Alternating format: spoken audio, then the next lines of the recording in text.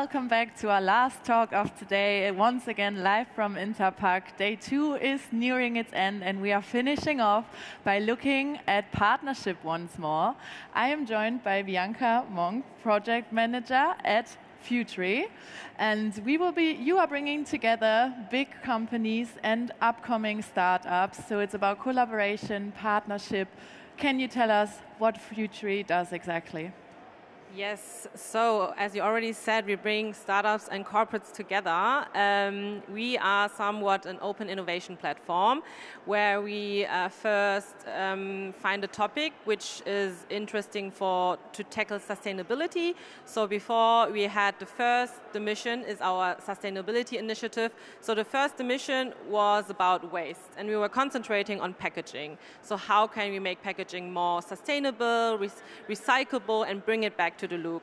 And we thought that many big corporates face this problem along the whole value chain of a packaging. So from resourcing to packaging producers to producers, and then to the retailer, and then at end of its life at the recycler. So we thought it would be very good to bring these people together to talk about problems which affect the whole industry, and then try to find startups who can solve this problem for everyone.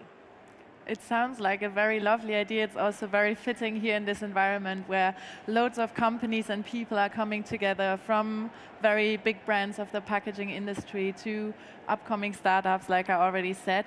You also had a very big event yesterday. You had the Kickoff event of the Mission Waste here in Düsseldorf as well. Can you tell us a bit more about that? Yes, so yesterday was a big event. We are going into the third round of the Mission Waste. So as I said, back in 2019, we had the very first Mission Waste. Last year, we had the second round. And this year, the third round just started yesterday.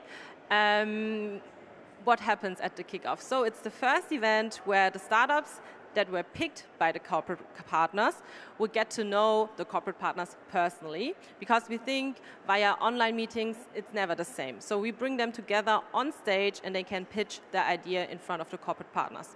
But the other side is also giving an, overlook of what is already happening in the industry. So for example, our premium partner McDonald's was on stage and showcasing one of their projects, which is Cups to Books, and just showing how much is behind such a project. It's not like, okay, let's make books out of cups, but you have to think everything through. And this is also a stage where corporate partners can show what has been already they have been doing, how they did it, what were the struggles, so other corporate partners can also learn from it. And that's why we also have the exchange between partners, because we believe that many problems cannot be solved by startups, but through cooperations also between big corporates such as P&G, Nestle, McDonald's, because they can learn from each other, and many problems don't only affect one company, but many more. And we want to have this exchange between all these companies. And I think as a packaging company, to get in touch with, for example, a recycler from PreZero is very difficult, and get in touch on an innovation level to get to new ideas, to form new corporations is really beneficial for everyone along the whole chain. Yeah. This is what we try to do during our events: showcase the ideas, networking, exchange, learn from each other. And this is literally what we did yesterday. I guess the word kickoff already implies that it's the first state of a progress that's going to follow. Can you maybe take us through the following steps? And you told me before that there's actually one company here that you, I don't know, can you say developed or helped to grow? Yes. So explain to us where this journey can lead. Okay, so I can give you the showcase of one of our startups. It's a Resida.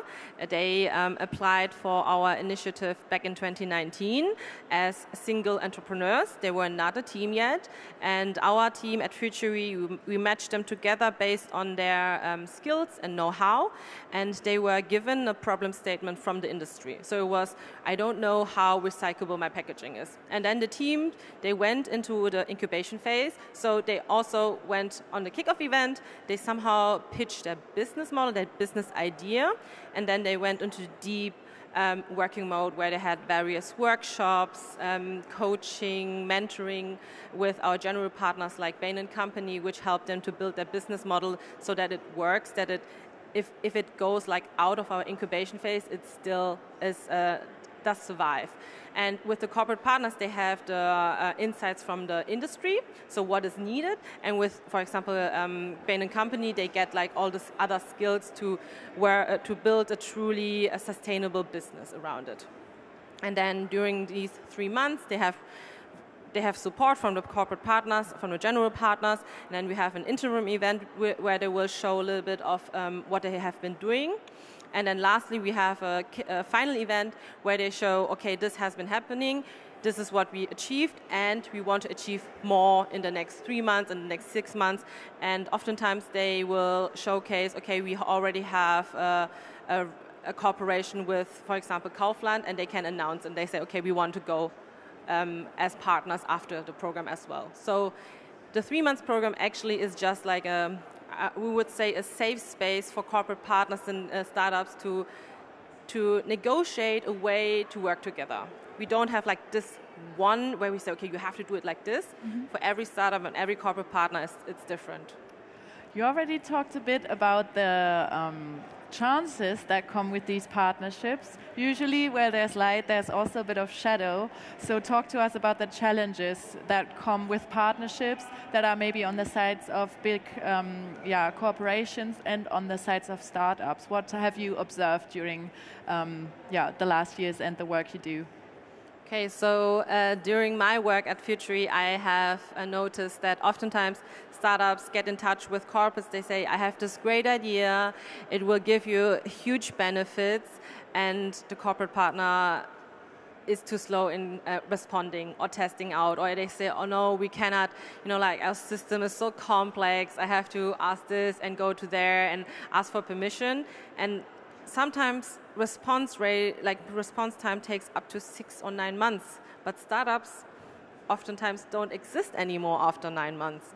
So this is also one struggle that I see. But then sometimes if the corporation is like at another step where the corporate say, okay, let's try it out, the startup's too small to scale up this quickly. So if alternative packaging, they say, okay, let's try it, and they're like, can you produce in tons? And they're like, no, I cannot.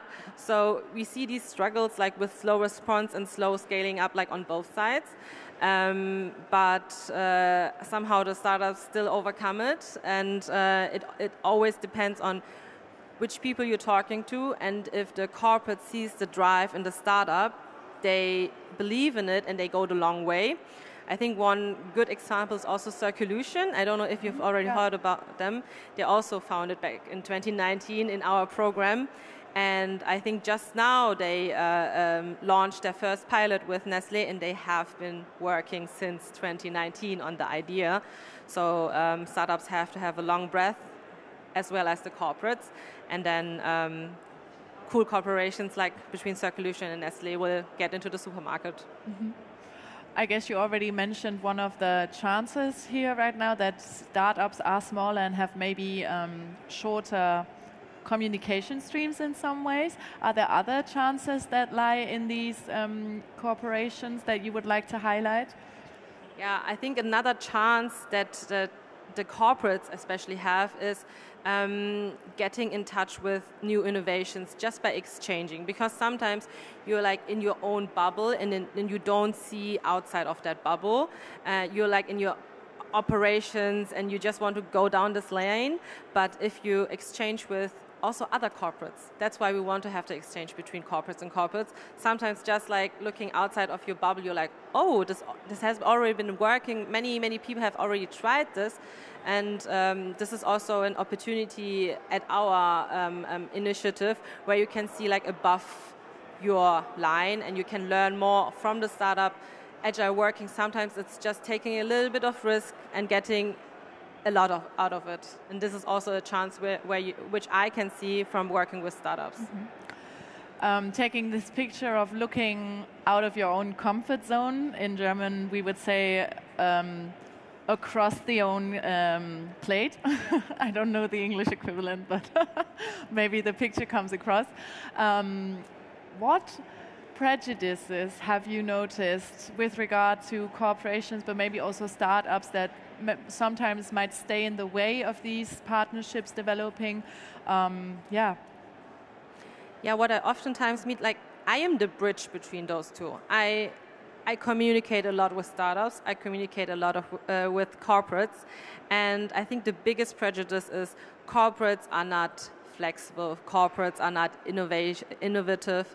Corporates don't want to do this. But oftentimes, for example, if a startup sends an email, if it doesn't get answer like within a week, they're like, oh, they don't want it, or they're not interested. But oftentimes they have to turn that around internally, and they are. Yeah. I think I just heard an example at the Verpackungskongress from the DVI where they had like 6 months response time because they had to go internally, and they have been testing, and afterwards they're like, okay, yes, let's test it after 6 months, and the startup is like, so since then the solution already changed like 5 times. And I think this is really interesting to see that this is a prejudice which still holds up, that corporates are not interested, but they are interested. They just don't have the time to answer so quickly, I think. Mm-hmm. Verpackungskongress in Berlin was also where we first met. You held a workshop there, which was, there were a lot of listeners and very dynamic exchange between the companies. So this theme overall, partnership, seems to be very present in the industry and very important to find ways to work with each other's knowledge and key factors, kind of. You have spent the day at Interpack, I've heard. What are your impressions from the fair, especially looking at networking maybe and partnerships? What have you taken from today so far? So today I've been quite impressed with all the machines. I've never seen like a slicer or how this really works. I mean, I've seen many shows on YouTube where you can see, for example, von Die Sendung mit der Maus, where you can look into the machines and see how it's sliced. And this was quite interesting. I've been at Weber Maschinenbau, and they gave me, in German you say, the whole große Rundfahrt about from the cheese block, what happens with it, and going to the back. And I think this is really interesting to see that as a consumer, you don't see this. As a consumer, I didn't know that you have to think about so many steps. For me, it's okay, this cheese is sliced, and then it gets into the packaging. It was really interesting. And I'm not a packaging expert. I got into this area last year. So I've been to the Fachpack, and now it's my second packaging fair, so I'm still an outsider, and I'm still looking at everything with those crazy eyes. I'm like, oh, I didn't know, and looking at those huge machines. So this was really interesting, and just exchanging and getting a little bit more information on the packaging, and there's so many different packagings. But what was, I think, the best is at almost every stand I could see that sustainability is a topic. I could see that the companies are changing, they are trying, they say, okay, this is not the best solution, but it's a way forward. Sometimes I ask the question, so is it truly recyclable? And they're like, to be honest, the customer still has to separate it. Mm-hmm. And they're like, it's not the perfect solution, but it's a better solution. And I think this is a great movement to the right direction, and we're still not at the goal yet, but it's better to take small steps than none, I think. Yeah, definitely. I think some of us at Packaging Journal, we always feel quite the same when we're at these fairs and seeing everything live. Maybe to sum it all up, is there one tip that you would give big corporations and startups on how to form working partnerships? Okay, this is a hard question. Can you find one? Or you can also do two? I think I have for both sides. For the startups, try to tackle a problem which is relevant. Not what you think is relevant, but which will change, really change something in the industry. And for the corporate, it would be to to work together, not only with startups, but also with other corporates, because there's so huge problems. For example, if you ask a startup to produce tons of something, this will not work. But sometimes you just have to look at the person next to you in the value chain and connect with them. You will already find good solutions. And just talk about it. I guess that's what Interpack is also all for. Bianca, thank you so much for stopping by, for giving us this insight. And I thought it was very uplifting and inspiring as well. Thank you so much. Thank you for having me.